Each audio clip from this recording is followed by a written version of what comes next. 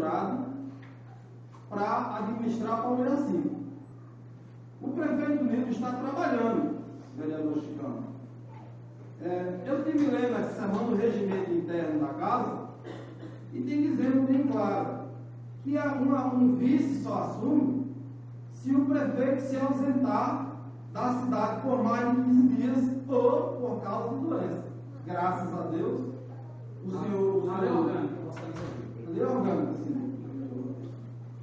E graças a Deus, a gente está com 100 dias de governo do prefeito Nilton e, pelo que eu posso constatar, o prefeito até aqui não adoeceu, o prefeito até aqui não fez uma viagem por mais de 15 dias para precisar da vice assumir. Eu acho que a vice é vice, o prefeito é prefeito.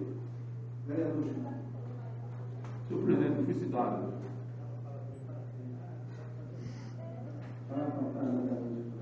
Vereador Maciel, quero dizer a Vossa Excelência que um vice-prefeito ou uma vice-prefeita para trabalhar, ela não precisa estar no exercício do poder, não. Ele não precisa sair de licença alguma coisa. Porque na época da campanha, sai de casa em casa dizendo que os dois vão trabalhar para o Paulo Jacinto. Ele não precisa viajar, não precisa adoecer no que Deus me livre. Eu quero que ele esteja aí, bem de saúde, para cuidar da responsabilidade que o povo lhe entregou.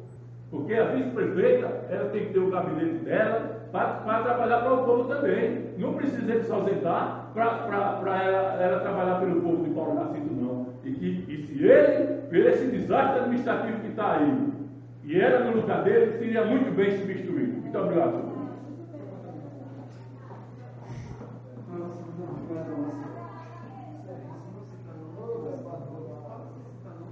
Tudo bem, vereador Chicão. Mas a Vossa Excelência sabe que as coisas são assim. Cada um com a sua pasta. A vice-prefeita, ela pode fazer o trabalho dela. Ela é vice-prefeita, ela está em evidência. Eu não vejo nenhum problema da vice-prefeita fazer o trabalho dela. Ela pode fazer, sem nenhum problema. E o prefeito faz a parte dele. E a gente, como vereador, faz a nossa parte. Citado, senhor presidente.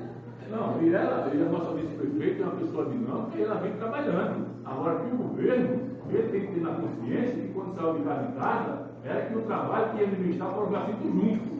E a gente sabe que a verdade não é essa. A gente sabe muito bem.